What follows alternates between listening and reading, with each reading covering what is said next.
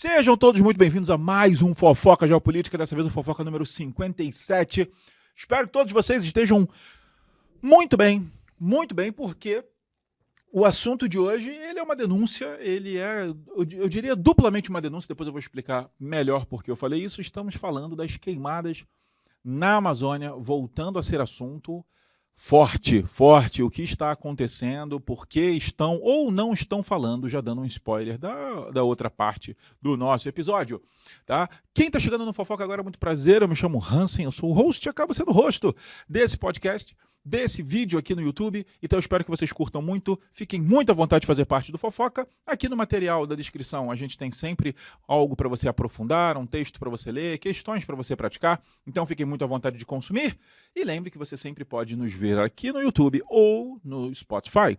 Então você pode ver aqui no canal da Descomplica no YouTube ou seguir o Fofoca Geopolítica no Spotify. Se for seguir, eu peço para dar 5 estrelas, porque a gente tem um sonho, né? Um sonho de figurar ali entre os top podcasts de educação no Brasil, brigando só com gigantes, mas a gente está bem, está feliz e está focado. E vamos para o assunto de hoje, que ele é super importante. Agradecer a todo mundo que está aqui assistindo ao vivo, isso é muito legal para a gente. Um beijo para a comunidade do Fofoca no WhatsApp. E agora vamos cair para dentro do assunto, que é um assunto muito sério. Qual é o assunto? Vamos falar das queimadas na Amazônia. Gente, queimada na Amazônia sempre é sério, já foi assunto. Alguns anos atrás isso ficou muito em alta, tá? Eu lembro muito bem, em 2019, isso foi um assunto muito em alta. Depois, 2021, voltou a ser super relevante. Depois a gente, infelizmente, teve casos em que o Pantanal assumiu um pouco desse protagonismo, tá? Esse protagonismo péssimo, né? Ninguém quer ser protagonista nesse sentido, mas o Pantanal acabou virando o grande centro da discussão e, obviamente, com muita relevância. E agora, em 2024, a gente volta a falar da Amazônia, mas num sentido muito triste, porque quando você olha de maneira mais ampla, não é apenas a Amazônia que está passando por isso, nós também estamos vivendo recordes de incêndio, e tivemos recordes de incêndio no Pantanal de novo, e no Cerrado. Então, no fundo, o que a gente está falando para vocês é que o Brasil vive uma crise de queimadas, que não pega apenas o Pantanal, como já foi, que não pega apenas a Amazônia, mas que também pega, além dos dois, o bioma do Cerrado também. Então, assim, a gente está diante de um cenário muito grave. Então, vamos tentar entender um pouquinho melhor, tentar trazer um pouco dos números. E eu já vou explicar logo, para não ficar o spoiler pelo spoiler, qual foi essa segunda denúncia que eu falei para vocês. Uma é a gente comentar realmente das queimadas. E a outra, e que muita gente está falando, e depois que eu li algumas pessoas comentando sobre isso, eu reparei, a cobertura das queimadas, ela está abaixo do que deveria estar, e eu vou ser muito sincero, eu concordo com esse ponto. Eu reparei, principalmente agora em agosto, mais coberturas, até porque a gente viveu alguns períodos assim muito dramáticos ali, mais ou menos ali no meio de agosto, a gente viu, por exemplo, a cidade de Manaus completamente coberta com fumaças de incêndio e pessoas buscando hospital com crises respiratórias. O estado de Roraima vive uma situação crítica, tá? Não sei se vocês sabem, o estado de Roraima foi considerado o estado com a condição mais crítica nesse momento de queimadas. Também muito grave. Então eu comecei a observar um pouco mais de cobertura. Mas a gente começou a observar os recordes a partir de julho, e a cobertura ainda era abaixo da gravidade do assunto. Então, uma das coisas que muita gente está falando, e aí eu acho que a gente tem um papel aqui, é que muita gente falou assim, estão falando pouco das queimadas na Amazônia. E uma vez que essa crítica ela é cabível, a gente deveria estar debatendo mais, informando mais, eu falei, o Fofoca também precisa fazer esse papel, então a gente também tem que falar das queimadas, a gente não vai ficar fora, porque isso é uma responsabilidade, ainda mais quem trabalha com educação ou informação. E a gente, obviamente, quer estar nesses dois campos, né? Então é importante falar sobre isso. Aí você me pergunta assim, Hans, mas o que aconteceu? O que foi tão grave? Gente, além de comparar dados, a gente olha períodos, né? É muito comum, porque assim, quantos incêndios são demais? A gente espera que não tenha nenhum. Mas, por exemplo, assim, 10 incêndios é muito ou pouco? Gente, entenda que tem um contexto, mas perto dos números que a gente tem, 10 é muito pouco, tá? Embora seja igualmente grave, porque todo incêndio é grave, quanto mais, obviamente, pior. Então, assim, a gente sempre compara períodos para entender a gravidade do que a gente está vivendo. E aí, só para vocês terem alguns números, quando a gente fechou o primeiro semestre de 2024, então, a gente pegou 2024 e falou, beleza, vamos comparar. E a gente fechou o primeiro semestre, veio o primeiro grande choque. Por quê? Porque a gente registrou de foco no primeiro semestre 2 vezes mais o dobro do primeiro semestre de 2023. O dobro. Gente, o dobro é muita coisa. Aí você fala, Hansen, o dobro é o quê? De 10 para 20? Não é de 10 para 20. Só para vocês terem uma ideia, julho foi um mês muito intenso, tá? Julho foi um mês muito intenso. Por quê? Porque ele foi um mês de recorde. E foi aí que as pessoas começaram a cobrar um posicionamento mais forte, do tipo, como é que a gente pode estar batendo recorde e ninguém estar falando nisso? Em julho, a gente registrou ali mais ou menos 4.072 focos.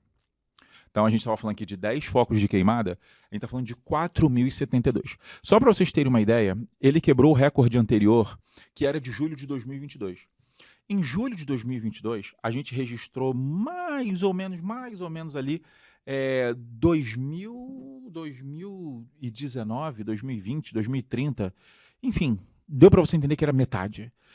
Eu acredito ser 2019, tá? Vamos pensar em 2.000 focos, tudo bem. Em julho de 22, a gente registrou ali na casa de 2.000, 2.020 focos. A gente está falando de 4.000 focos agora em julho de 2024. Isso é muito grave, incluindo um dia que bateu um recorde. Em apenas um dia, tá? No final de julho, em um dia, a gente teve 783 focos de incêndio apenas nesse dia. Imagina um dia com suas 24 horas, e nessas 24 horas a gente registrou 783 focos de incêndio nesse dia, tá? Espalhado na região amazônica. Hansen, a região amazônica ela é imensa, graças a Deus ela é imensa, mas pare e pensa que são quase 800 focos de incêndio. 800 focos de incêndio. Agora eu vou te fazer uma pergunta só para a gente pensar em logística, simples, tá? Quantos bombeiros você acha que a gente tem à disposição para cuidar disso? Quantos brigadistas treinados na área para cuidar disso a gente tem? Dito isso, quantos a gente precisaria para cobrir literalmente quase 800 focos? Sabe? Deslocar essas pessoas. Com equipamento, quantos equipamentos a gente precisaria? Então a gente está falando de números assim, exorbitantes, assim, tá? Exorbitantes, muito altos, e a média desse ano, com mais de 4.000, né, focos, ela foi mais ou menos o quíntuplo do que é esperado para julho, em média. Ou seja, a gente está realmente vivendo uma situação caótica. E aí você pode perguntar assim, Hansen, tá, beleza, eu entendi. Agora em agosto foi ruim também? Foi ruim também, só para vocês terem ideia, nos 12 primeiros dias de agosto, a gente já tinha batido mais de 3.000 focos. A gente bateu 3.000 focos nos 12 primeiros dias de agosto. Então, a situação está realmente muito grave e 2024 está entrando aí para a história como o ano com mais focos de incêndio em mais de 2 décadas de dados. Então, realmente estamos diante desse cenário. E aí a pergunta que não quer se calar é, Hansen, entendemos a gravidade. Eu acho que você trouxe bastante número, tá? Inclusive você aí, né, que está acompanhando, lembra que isso é um assunto super recorrente, o impacto ambiental, questões amazônicas, tem que entender disso. Hansen, eu quero estudar, quero fazer Enem, quero fazer vestibular. Tem que entender isso, porque isso cai pra caramba, tá? O que causa isso? Muitas pessoas falam de muitas coisas. O que é verdade, o que é mentira? Gente, vamos lá. A primeira coisa que você precisa entender é que isso é um somatório. Isso é um grande somatório de condições.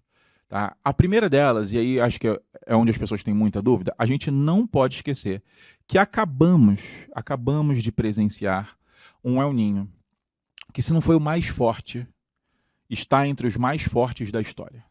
Tá? Foi realmente assim, muito, muito forte. E o El Niño, ele tem algumas características que sempre ocorrem à medida que esse fenômeno aparece. Então, assim, a gente aqui não está explicando o El Niño, a gente poderia explicar isso com muito mais calma. A gente lá no Descomplica tem aula só para explicar o El Niño e a Laninha. A gente para uma aula inteira e fala, cara, deixa eu te explicar o que é o El Niño e a Laninha, e a gente desenha e explica, porque realmente é complexo, tá? Não é um fenômeno simples. Mas esse fenômeno que começa com uma mudança no regime de ventos, e ele é muito percebido pelo aquecimento das águas do Oceano Pacífico Sul. Então, Hansen, realmente a galera começou a falar de El Niño, o que eu tenho na cabeça? Geralmente o que as pessoas falam é sobre o aquecimento das águas no Pacífico Sul. Então ali na costa do Chile, na costa do Peru, mas principalmente na costa do Chile, eles começam a perceber esse aquecimento das águas. Esse fenômeno, ele ocorre ali no intervalo entre 2 e 7 anos, né? No mínimo 2, no máximo 7 anos, ele volta a acontecer, e ele tem 3 características muito comuns como consequências do El Niño no Brasil. 3 características. E repara só, eu vou falar para você as 3 características e pega essas características e pensa no último ano, né? Vamos pensar no meio do ano passado para cá. Vamos pensar 2023, 2024, pode pensar os dois. Pensa comigo, olha só quais são as 3 características esperadas para o Brasil. A primeira delas é um aumento geral na temperatura. Então é esperado durante períodos de El Niño que a gente tenha grandes momentos de calor. Pensa no que a gente viveu nesses anos. Pensa nas ondas de calor. Pensa nos recordes de temperatura. Pensa nas informações que a gente recebeu, né? A gente destaca aí a cidade de Cuiabá. Cara, Cuiabá está sendo assim recorrentemente recordista em capital mais quente. E a expectativa é que continue sendo, inclusive batendo recordes sequenciais, e tem previsões para os próximos 20 anos de recordes de temperaturas batidos por Cuiabá. E ela já viveu situações muito quentes. Alguém aí do Mato Grosso, ou da região, enfim, pode falar pra gente, cara, quão quente. Eu adoraria se alguém visse, alguém falar, assim, eu moro em Cuiabá, sei lá, estive em Cuiabá. Eu, pessoalmente, só tive a oportunidade de uma vez a Cuiabá, adorei. Falei assim, olha, realmente, Hansen, calor pra caramba, bizarro, mais de 40 e tantos graus, enfim. Então a gente percebeu essa onda de calor e a primeira consequência do El Niño é um aumento geral da temperatura. O El Niño deixa o Brasil mais quente. A segunda coisa, e aí olha só, pensa no que a gente acabou de ver acontecer no Brasil. Ele tem como condição um aumento das chuvas no sul do país. Eu não preciso nem falar para você, o que foi 2024 em relação à chuva no sul do Brasil. Gente, o que nós observamos no Rio Grande do Sul, aquela tragédia ambiental assim difícil de acompanhar pela gravidade, era um choque o que a gente via acontecendo e a empatia mínima de você pensar o que as pessoas ali estavam passando. Cara, pensa nisso. Chuvas na parte sul do Brasil, podendo também chegar na parte ali do sudeste. Então a primeira condição do El Niño, aumento geral da temperatura. A segunda, aumento da pluviosidade no sul do país, podendo chegar até o sudeste, mas principalmente no sul do país. Foi tudo que a gente testemunhou. E a outra condição do El Niño é secas, quedas fortes na pluviosidade, na umidade das regiões norte e nordeste. Então, gente, não é nenhuma surpresa quando a gente fala que durante períodos de El Niño a gente vai ter um período mais seco na Amazônia, tá? No Nordeste também, mas na Amazônia também. Isso é esperado, um período mais seco, tá? Então, beleza. Só que a gente está falando do El Niño mais forte. Então, inclusive, o presidente do IBAMA falou isso. O presidente do IBAMA falou assim, gente, nós sempre temos um período mais seco. A gente tinha uma previsão do período mais seco durar principalmente com auge de novembro e dezembro. E o que a gente observou? Que ele veio em novembro e dezembro de 2023, ele já tinha começado antes, mas ele realmente veio no momento esperado, novembro e dezembro, só que era para acabar em dezembro. E a gente registrou esse período seco até março de 24, quando voltou a chover um pouco mais. Então o presidente do IBAMA falou para a gente assim, olha, uma das questões em 2024 é que o período seco que era para ter acabado em dezembro e que realmente era esperado, até porque a gente estava em El Niño, etc., ele foi até março. Então, assim, só dele ir até março, pum, já virou problema. Então, isso já é muita coisa. Ano passado, a gente teve um ano de secas na Amazônia. Eu não sei se vocês lembram, mas a baixa dos rios, quando a gente olha a cena do Rio Negro totalmente seco, quando você olha a imagem dos botos, gente, imagem terrível dos botos que estavam morrendo ou por falta d'água ou porque cozinharam dentro da água. Então, e aí isso já é um dado do IPAM, que é o Instituto de Pesquisa Ambiental da Amazônia, tá? E o IPAM falou o seguinte, a gente realmente tem que falar do período seco, a gente tem que falar do El Niño, mas a gente não pode esquecer de uma coisa.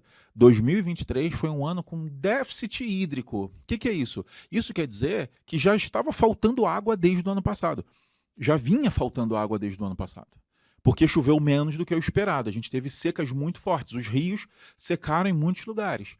Então a gente já teve esse problema. Seguido de uma estação mais seca que durou mais do que a gente esperava. Então esses dois fatores, eles são importantes. E some um terceiro fato. Por quê? E aí adoro as pessoas que vêm fazer esse comentário. Porque as pessoas falam, tudo é o aquecimento global. E não é. Nem tudo é o aquecimento global.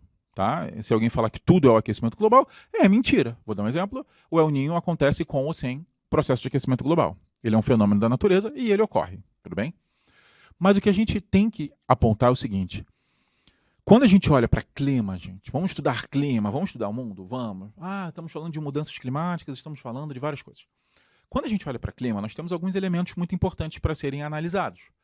A pressão atmosférica e tal. Mas a gente destaca muito umidade e temperatura. A base do estudo de clima é olhar para a temperatura e umidade. Quando a gente tem o aquecimento global em curso, acho que está meio óbvio que a temperatura aumenta, beleza? Isso aumenta a temperatura. Quando aumenta a temperatura, eu aumento o ritmo de evaporação, eu aumento a velocidade dos ventos, eu aumento o degelo de alguns lugares que estão literalmente derretendo. Eu aumento, por exemplo, a quantidade de água gelada que cai no mar. Água gelada, assim, claro, porque se eu estou derretendo uma região ártica, por exemplo, ou antártica, não importa, uma região polar, aquela água que desce ali, gente, não desce quente, ela desce gelada. Então, em alguns lugares, até estão ficando mais frios pelo aporte de água gelada. Sim, isso tudo é uma consequência de um aquecimento que gera reações em cadeia. E um dos pontos do aquecimento global é que nem tudo ele cria, mas muita coisa ele agrava. Então, como o El Niño ele é um fenômeno que envolve ventos, temperaturas, ele, obviamente, pode ser afetado por uma mudança de temperatura do aquecimento global. Então, a gente está observando recordes de queimadas, recordes de temperatura, recordes de chuva, e isso não é nenhuma coincidência, até porque nós temos vários fóruns ambientais que deixaram bem claros que depois de 2022 nós assistiríamos sequenciais ápices de crises ambientais pelo somatório de danos que a gente vem observando há décadas, se não vou falar há séculos. Tá? Então, assim, nem tudo é o aquecimento global, mas pode ter certeza que ele tem muita interferência. Então, até agora, eu não tinha falado nele. Falei do El Niño, veio mais forte, pulei. Depois eu falei do déficit hídrico, que obviamente tem relacionamento com o aquecimento global, mas eu também pulei. Só que agora tem um terceiro fator que a gente não esperava, que está muito ligado ao aquecimento global, que é o sobreaquecimento das águas do Atlântico. E aí você começa a entender um pouco mais o que está acontecendo. Quando a gente fala de El Niño, eu estou falando do aquecimento das águas do Oceano Pacífico. Tá bom? Só que a gente, em 2023 e 2024, a gente também assistiu um sobreaquecimento do Oceano Atlântico. E no meio dele está a Amazônia. Lembrando que a Amazônia não é somente brasileira, né, gente? A Amazônia, o Brasil tem 63% da Amazônia, mas ela se espalha em outros países. Países esses que vão até o Pacífico. Então a Amazônia ela é uma vegetação que vai do Atlântico ao Pacífico. E os dois sobreaqueceram. Os dois estão mais quentes que o normal. Então a gente tem uma mudança geral. Então a gente tem o El Niño, a gente tem o período mais seco, né, o déficit hídrico que a gente chama, a gente tem sobreaquecimento do Atlântico, que interfere nisso tudo, e no meio a Amazônia pagando esse preço altíssimo, e a gente continua batendo recorde. Falei para vocês que 2024 foi um ano que bateu recorde. Aí a gente entra num ponto muito, muito importante, que é o seguinte. Hansen, então beleza, você até falou do aquecimento global, entendi, mas pelo que você está falando agora, o que está acontecendo na Amazônia é um fenômeno natural, pelo que você falou até agora, não é? Porque, vamos lá, quando você fala para mim de El Niño, natural. Quando você fala para mim de déficit hídrico, pode estar relacionado ao próprio El Niño? Pode estar relacionado a uma questão natural? Pode. Não estou falando que estou falando que pode. Aí você fala, não, quando a gente fala de aquecimento global, a gente está falando de humanidade. Sim, gente. Esses três já explicam muita coisa, mas eles não explicam tudo. E só para deixar claro, o que está acontecendo na Amazônia tem, infelizmente, enorme participação da sociedade. Enorme participação humana. Em resumo, nós temos culpa, sim, de muita coisa que está acontecendo lá. Temos culpa, sim, de muita coisa que está acontecendo lá, e eu vou tentar te explicar um pouquinho melhor. Vamos lá. Dito isso, tudo que eu expliquei para vocês, vocês entenderam por que a Amazônia ficou mais seca. Rios secaram, vegetações ficaram mais secas, choveu menos, períodos secos mais longos. Vocês entenderam que o ambiente está mais seco. Quanto mais seco for o ambiente, mais propício ele é a queimadas, inclusive naturais, tá? Quanto mais seco ele fica, mais propício. Então, quando você tem uma vegetação, essa vegetação seca, muitos cientistas, inclusive, usam o termo inflamável. Aquele espaço fica mais inflamável, no sentido de queima com mais facilidade, tá? Então, sim, isso é verdade. Contudo, a gente não pode esquecer de um grande problema, que é o desmatamento. E, gente, o desmatamento, ele é visto como algo, como um problema ambiental, como uma questão da Amazônia, mas as pessoas não conseguem enxergar ele como um problema global. Gente, o desmatamento, ele é um problema global, tá? Por que ele é um problema global? Porque ele interfere em coisas que vão muito além da sua própria região, interferem em vários pontos do globo. Vou dar um exemplo para vocês. Na crise de 2019 e na crise de 2021, não sei se vocês vão lembrar disso, o dia em que São Paulo virou noite às 3 da tarde. Alguém lembra desse dia? Eram 3 da tarde em São Paulo e o céu ficou totalmente coberto, parecia noite. E o que era aquilo? Aquilo era a fuligem das queimadas amazônicas. O que subiu lá na Amazônia queimado acabou descendo em São Paulo. E você fala, caramba, assim, muito louco isso. Não, gente, é tudo menos louco. A gente já sabia disso.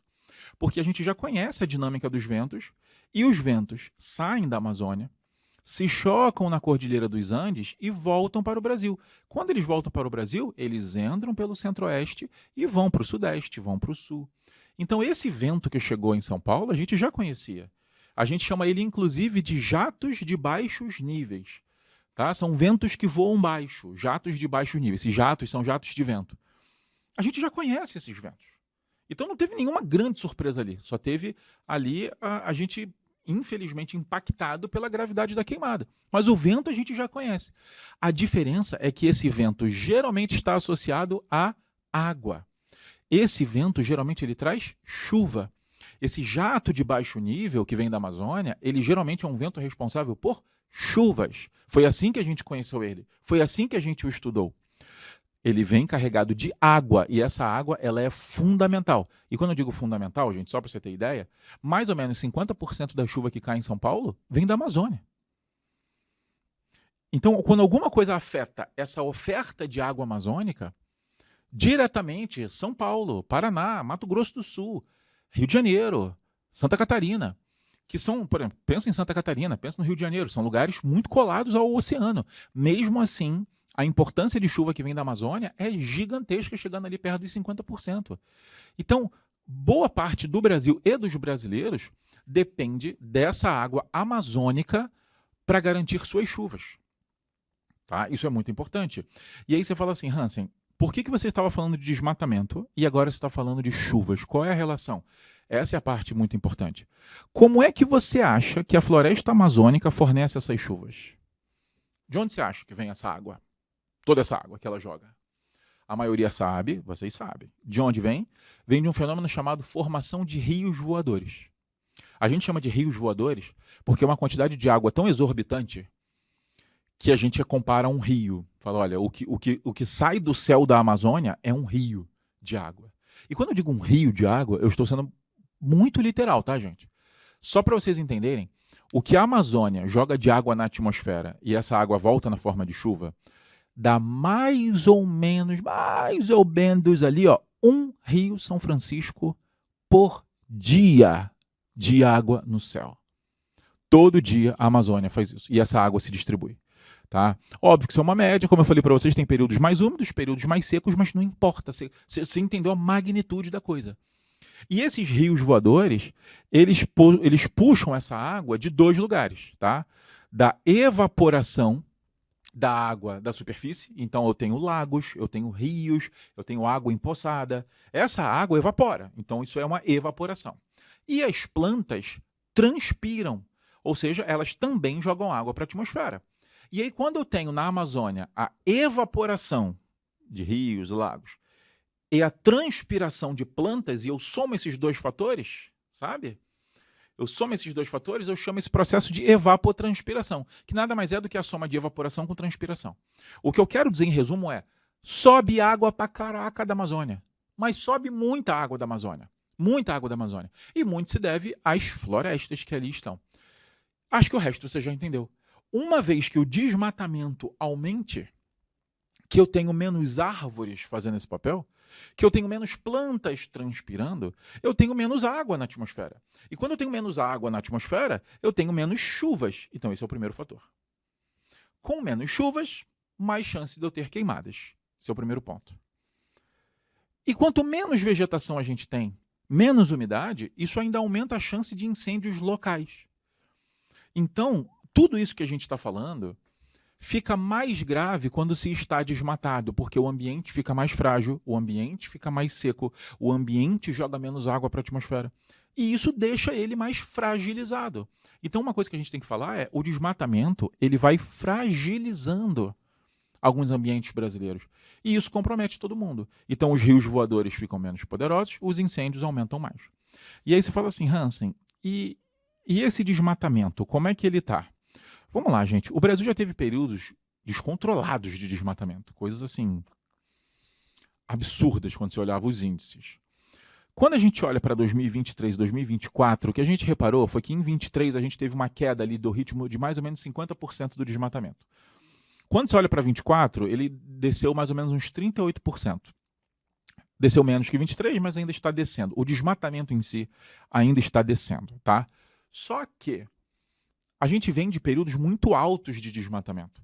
E o Brasil fez uma promessa muito audaciosa, eu vou te contar por quê, tá? Vou te contar por quê. Vamos lá. O Brasil prometeu até 2030, o que a gente chama de desmatamento zero. Zero. Aí você fala assim, Hansen, é possível um desmatamento zero? Olha, eu vou ser muito sincero com vocês, tá? Eu, de coração, torço para que seja possível, sim. Mas o desmatamento zero ele vai funcionar uma vez que a gente consiga trabalhar com o que já foi desmatado. Você entende qual é o plano? O plano é o seguinte, algumas áreas já foram desmatadas. Vamos tentar concentrar as produções nessas áreas sem ter que desmatar novas áreas para produzir. O que é um raciocínio bastante inteligente, se você parar para pensar. Tá? Não vamos permitir novos desmatamentos, porque é feita uma conta e o que já foi desmatado já é suficiente para produzir o que se quer, o que se pretende produzir. Não sei se ficaria assim para sempre, mas a ideia é essa. A ideia é parar novos desmatamentos sem parar a atividade. Na verdade, esse é o desafio. Hansen, tem alguma questão aí por trás? Por que estão falando, né, 2030 e etc e tal? Não vamos esquecer que o Brasil ele vai ser a sede da COP30. E essa conferência do clima, ela vai acontecer em Belém do Pará. Um beijo para Belém do Pará. As COPs, elas geralmente acontecem em grandes centros urbanos. Certo? Em grandes centros urbanos. E assim como as outras, ela vai acontecer em Belém, num grande centro urbano. Só que é um grande centro urbano dentro da Amazônia. Essa é a diferença, tá? Eu vou trazer líderes do mundo todo para uma grande cidade, só que essa grande cidade ela está dentro da floresta amazônica. Quando você voa para Belém, você desce em uma área que está envolta de grandes vegetações. E isso é uma bandeira do Brasil. O Brasil falou assim, eu quero levar os líderes mundiais para a Amazônia. Eu quero que eles vejam a Amazônia. Eles vão descer em Belém e nós vamos organizar para que eles possam visitar áreas de Amazônia para entender do que a gente está falando. O Brasil está fazendo uma grande propaganda. Por quê? Porque essa conferência, ela é dada como uma das conferências mais chaves da história, se não a mais importante da história de questões ambientais, porque ela vai rever os acordos feitos em 2015 em Paris. Os acordos em 2015 em Paris, o da COP21, eles foram marcados para serem revistos, né, agora nesse período que vai para 2030. E é ali que vão bater o martelo sobre como vai ser a questão ambiental daqui para frente. Vamos reiterar o que a gente vai mudar, o que a gente vai ajustar, e a partir daqui é fazer. Então existe uma grande expectativa em cima das COPs que estão vindo, né? Então o Brasil, ao se posicionar ali e pedir essa conferência em Belém, o Brasil está se posicionando, o Brasil quer ser visto como um grande protagonista na questão ambiental. Só que como é que você vai ser protagonista na questão ambiental diante de tantos problemas como a gente está falando aqui? E por que o desmatamento ele é visto como esse grande problema? Primeiro, porque, como eu falei para vocês, ele diminui os rios voadores. Como eu falei para vocês, ele fragiliza o meio ambiente. Como eu falei para vocês, ele deixa mais seco, ele guarda menos água, ele sequestra menos carbono, eu atrapalho o habitat, né? Eu mexo com o ecossistema quando a gente causa o desmatamento. Mas não é só isso. É porque muito do desmatamento brasileiro, ele vem acompanhado do uso de fogo. O fogo induzido, não o fogo natural. O fogo é iniciado por pessoas. Então, esse fogo induzido, ele é um dos graves problemas. Por quê? Porque boa parte dele você perde controle depois de um tempo. Aí muita gente já me perguntou assim, Hansen, mas eu não entendo. A gente sabe que temos queimadas acontecendo. A gente sabe disso. E por que não fazem nada? Muitas pessoas perguntam isso. Muitas pessoas já me perguntaram, inclusive, se é permitido, se não é. Hansen, é lei, não é? Então vamos lá, deixa eu explicar para vocês. O Brasil ele tem algumas condições para que a queimada aconteça. Por exemplo, um instituto de pesquisa pode fazer queimadas. Geralmente, pequenas agriculturas de subsistência podem fazer queimadas. Algumas atividades podem pedir para fazer queimadas, e aí muitas vezes elas precisam passar por uma fiscalização, no sentido, tá, vai alguém lá, vai um técnico, vai olhar e falar, beleza, aqui pode fazer queimada, até ali, mas a partir dali não pode, enfim. Nós temos sim mecanismos para fazer queimadas, inclusive esses mecanismos eles proíbem queimadas em algumas épocas do ano. Nas épocas mais secas, por exemplo, eles proíbem.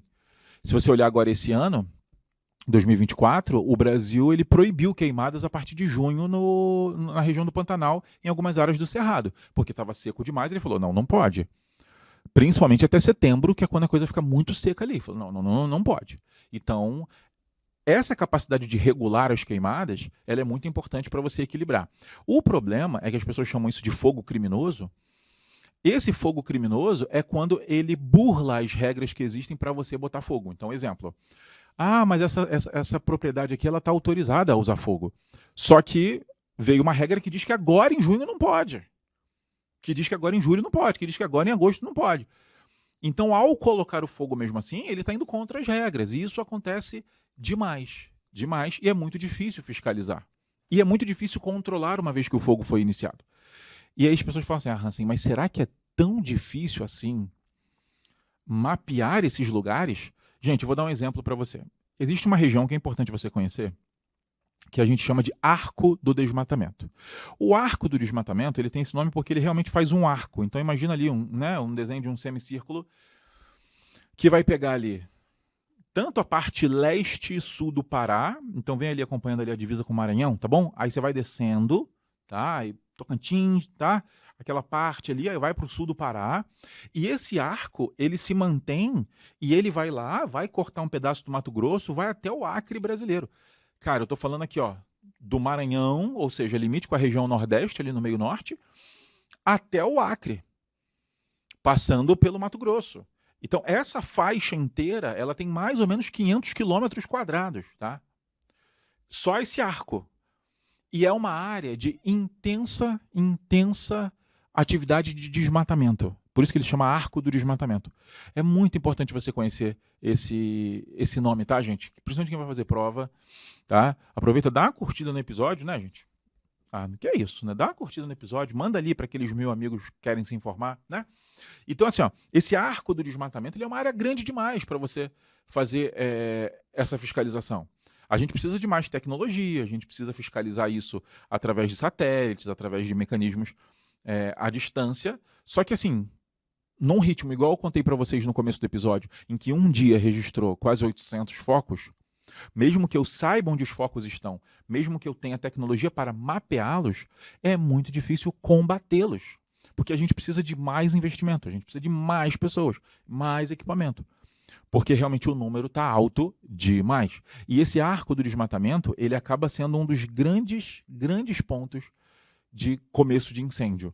E daí vem as pessoas falando. Então, principalmente pelo fato dele ser o começo do incêndio, na área desmatada, perto dos períodos em que as pessoas fazem isso, as autoridades consideram sim que o fogo induzido é uma das grandes causas do que está acontecendo agora.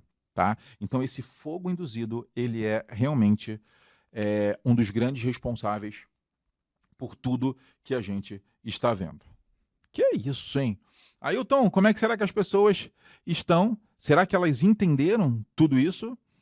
E aí, gente, só para a gente fechar o nosso episódio, uma vez que você já entendeu, aí você fala assim, Hansen, e o que a gente faz com isso tudo que você falou?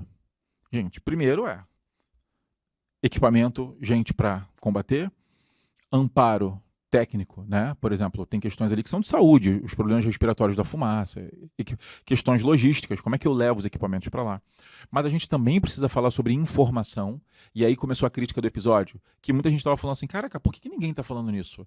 E a gente falou, caraca, a gente deveria estar falando mais nisso, é verdade.